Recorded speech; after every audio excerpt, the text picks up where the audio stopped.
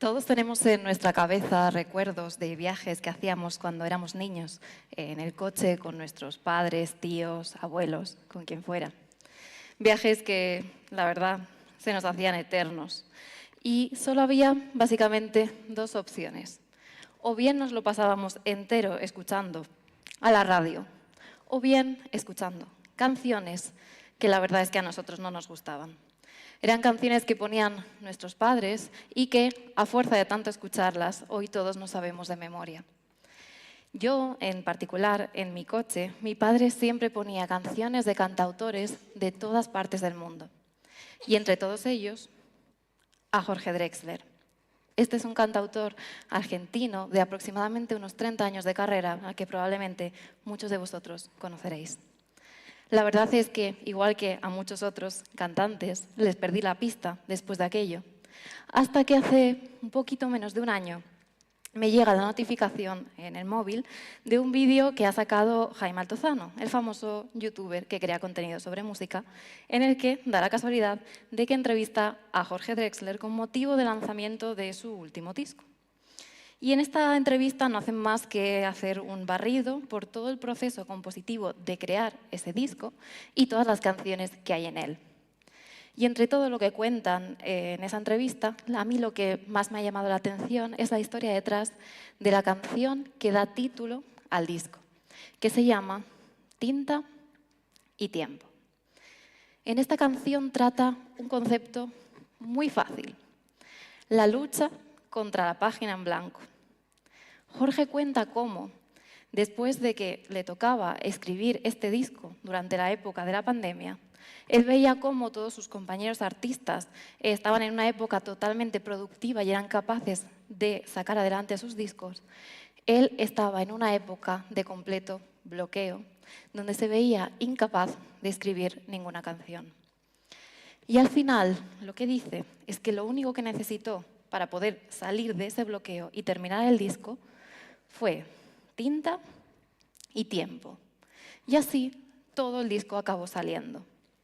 La realidad es que esto de sufrir bloqueos no es algo que solo pasen por ello los artistas, sino que todos en algún momento de nuestra vida hemos sufrido algún tipo de bloqueo, ya sea profesional, académico o personal. Igual incluso alguno de vosotros que estáis ahora entre el público estáis pasando por un momento así. Y la realidad es que para pasar esos bloqueos solo hay que aplicar lo que nos ha dicho Jorge: tinta y tiempo. Pero no tinta literalmente como de un bolígrafo o de una impresora, sino tinta que a veces incluso tiene nombre de persona, de amigo, familiar o algún médico. Y así también os digo que lo de tener bloqueos no es solo algo intrínsecamente humano, sino que todo el universo no para de sufrir bloqueos a lo largo de su evolución. Y uno de los casos más claros de bloqueos en el universo lo sufren sus entidades más grandes, las galaxias. Durante toda nuestra vida nos han enseñado una imagen de nuestra galaxia, la Vía Láctea, tal y como la veis ahora, como una hermosa galaxia espiral enorme y que parece que nada la ha tocado a lo largo del tiempo. Un objeto inmutable, pero nada más lejos de la realidad. Sabemos que cuando las galaxias nacen, lo hacen en grupos de galaxias, que se les llama cúmulos o supercúmulos, en un momento en el que el universo era muchísimo más pequeño de lo que es ahora y, por tanto, muchísimo más denso. Eso hacía que las galaxias se vieran obligadas, casi sin ningún remedio, a interaccionar unas con otras y acabar fusionándose. Y así quedaría para siempre bloqueada su tranquila evolución. Y nuestra galaxia no ha sido menos, también ha pasado por esos procesos. Pero, como todo en la vida, siempre nos es mucho más fácil ver los problemas de los demás antes que los nuestros propios, simplemente porque no tenemos perspectiva. Así, aunque sabíamos perfectamente que muchas galaxias interaccionaban y colisionaban porque las hemos visto, nos ha costado mucho entender cuál es y cuál ha sido el destino y la evolución de nuestra galaxia. Y para ello hemos tenido que lanzar este satélite que se llama Gaia. El objetivo de Gaia es mapear con todo detalle las estrellas que hay en nuestra galaxia, todas ellas, para poder así trazar su evolución a lo largo del tiempo. Gaia nos mandó sus primeros datos en el año 2018, hace tan solo 5 años. Y en ese periodo de tiempo ha cambiado nuestra comprensión de nuestra galaxia por completo. Para empezar, nos ha enseñado que nuestra galaxia ha tenido su primer gran bloqueo hace aproximadamente unos 10.000 millones de años, cuando nuestra galaxia era muchísimo más pequeña de lo que es ahora. Y es que ha interaccionado con otra galaxia que hemos denominado Gaia Enceladus, en honor al satélite y también a un titán de la mitología griega. En el momento en que estas dos galaxias colisionaron, la galaxia de Gaia Enceladus tenía un tamaño de 1/4 de la nuestra. Eso ha generado que esa interacción no fue una interacción sencilla, sino que cambió por completo la estructura del disco interno de nuestra galaxia, que quedaría para siempre con material de la otra galaxia. Así que los bloqueos dejan una huella en el interior. Y a veces es muy notable, como en este caso, pero hay veces que es muy sutil. Y esto es lo que también hemos descubierto gracias a Gaia. Y es que nuestra galaxia, en los bordes del disco externo, no es plana, sino que está torcida. Tiene un pequeño alabeo, es decir, tiene una forma como de S alargada. Y creemos que esto viene producido por interacción con otras galaxias mucho más pequeñas que están en nuestro entorno. Solo que esta huella de este bloqueo esta vez será probablemente temporal. No nos es nuevo el saber que nuestra galaxia interacciona con otras galaxias enanas, mucho más pequeñas que la nuestra. Desde hace aproximadamente unos 8.000 millones de años, nuestra galaxia está con una especie de baile cósmico mortal con una galaxia enana que se llama la galaxia enana de Sagitario. En cada vuelta de este precioso baile, la enana de Sagitario no para de destruirse, dejando un montón de bandas de gas, polvo y estrellas por todas partes alrededor de nuestra galaxia, hasta que eventualmente dé una última vuelta y termine por morirse fusionada con nuestra galaxia. Y esta no va a ser la última interacción que sufra nuestra galaxia, pero es que el siguiente bloqueo va a ser el peor que haya sufrido en toda su historia y seguramente muchos de vosotros sabéis de lo que hablo. Se estima que dentro de aproximadamente 4.000 millones de años, nuestra galaxia empezará a colisionar con la galaxia de Andrómeda. Andrómeda es la galaxia más grande que hay en nuestro entorno. Es mayor que la nuestra propia. Eso quiere decir que cuando ocurra este enfrentamiento, esta fusión, la historia de las dos galaxias cambiará para siempre. Y dejaremos de tener dos galaxias para tener una única, tremendamente masiva y tremendamente vieja, que ya nunca más volverá a ser una galaxia espiral. Todo esto para deciros que nos han vendido la historia de que nuestra galaxia era una galaxia simple, pero en realidad, igual que nosotros, ha sido construida a base de tinta y tiempo. Pero tinta, de nuevo, no literal, sino en forma de estrellas, gas y polvo. Es una galaxia construida a trozos. Y el tranquilo pasado que nos vendían para ella, en realidad le ha quedado muy, pero que muy, muy atrás. Muchísimo más atrás de lo que para nosotros nos quedan nuestra tranquila infancia, de esos viajes en coche que hacíamos con nuestros padres, donde la vida era muchísimo más sencilla. Mientras simplemente mirábamos por la ventanilla del coche y escuchábamos esas canciones que la verdad es que no nos gustaban mucho, pero que a lo mejor hoy os apetece volver a escuchar. Muchas gracias.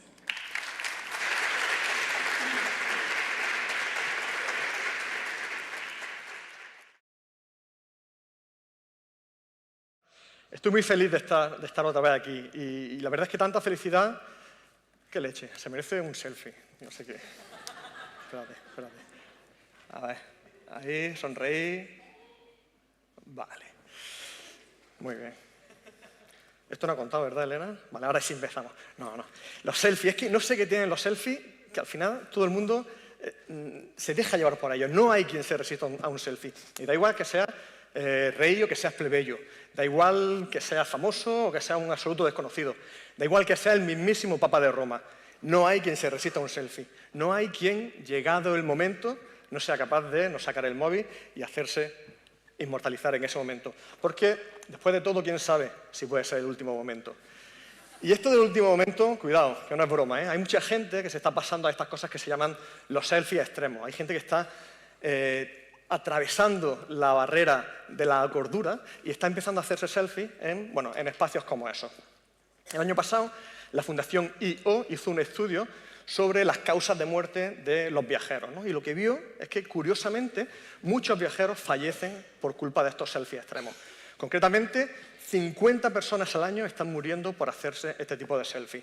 Estos selfies extremos se hacen sobre todo en azoteas, en cascadas, y bueno, en los últimos años 200 personas en total han muerto por hacerse selfies. Una de estas era Sofía Cheung. Sofía Cheung era una famosa instagramer, una influencer que se dedicaba a hacer fotografía extrema y como consecuencia de ella murió. ¿Qué lleva a la gente a hacer este tipo de selfies? Bueno, hay quien le echa la culpa a las redes sociales, ¿no? a la búsqueda del like, del follower. Hay quien busca explicación un poco más bioquímica, ¿no? Porque cuando te acercas a esas situaciones extremas, los niveles de dopamina suman y genera una sensación de bienestar que al final compensa, ¿no? Pero en realidad no hay una respuesta definitiva a esto. Pues bien, vengo a proponeros una nueva posibilidad, y es que el responsable, quien empuje a esta gente a hacer este tipo de selfies, sea este protozoo, Toxoplasma gondii. Toxoplasma gondii es un protozoo parásito intracelular obligado, responsable de una enfermedad que seguramente conocéis, que es la toxoplasmosis. Voy a dejar por un momento de lado lo de los selfies, aunque volveré a ello, y sí que permitidme, voy a contar algunas cositas breves sobre el ciclo de vida de Toxoplasma.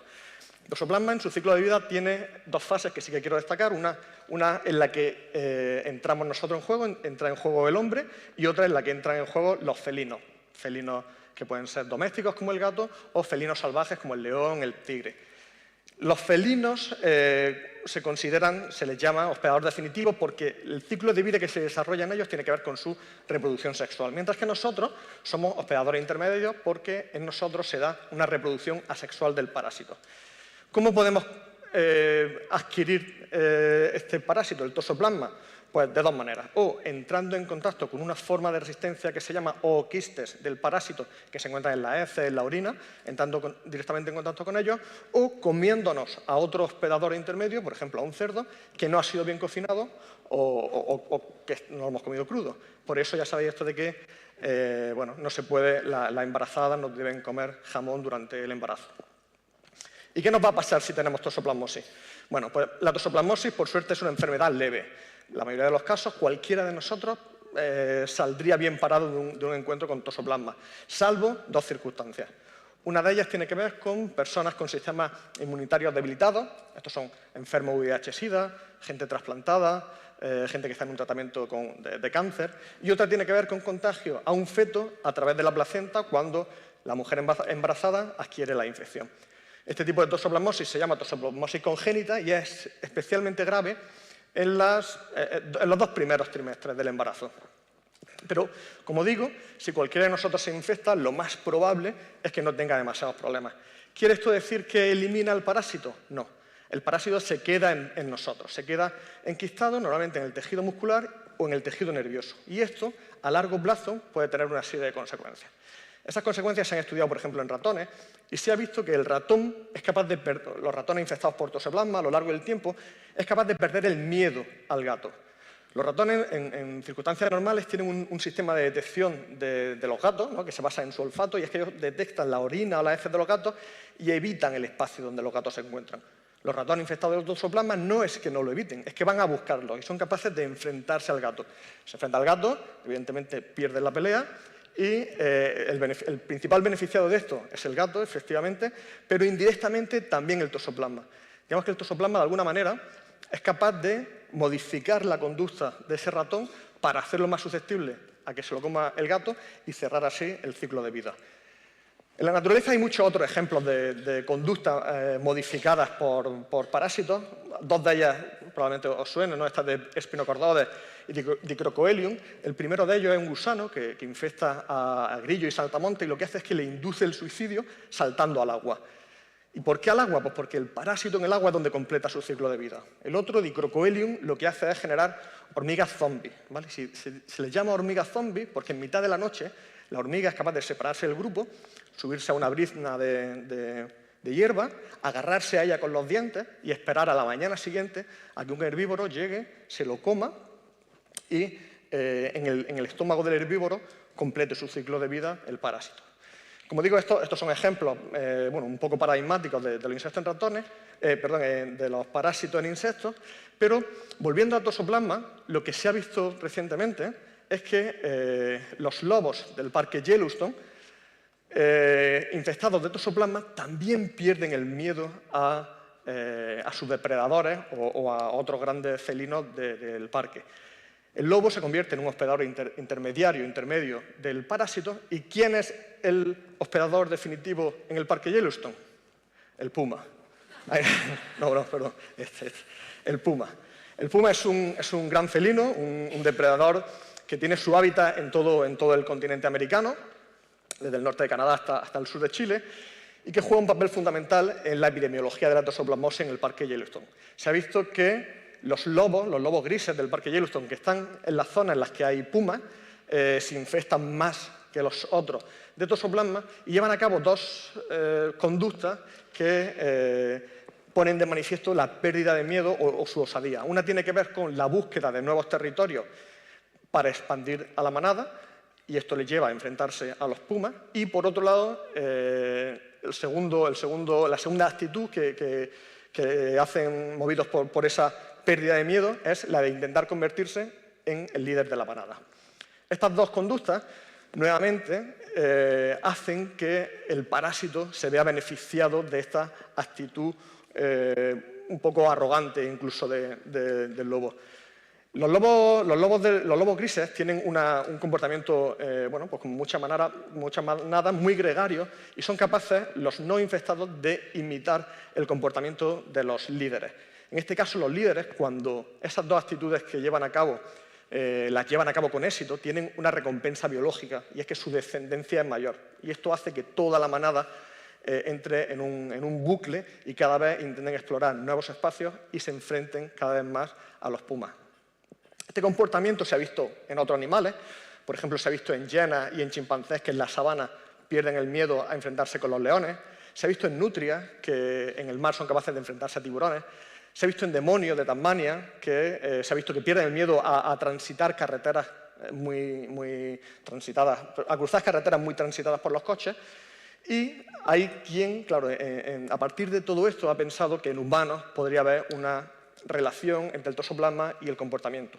Hay quien se atreve a afirmar que entre los accidentes de tráfico hay muchos más implicados, o hay muchos más accidentes de tráfico en los que están implicados gente que ha tenido toxoplasmosis que gente que no la ha tenido. Incluso en trastornos psiquiátricos o intentos de suicidio juega un papel importante, según estos autores, la infección por toxoplasma. De todas formas, esto solo son teorías, faltan evidencias, la ciencia sigue trabajando en esta línea y vosotros, yo, seguiremos haciéndonos selfies con mucho cuidado. Muchas gracias.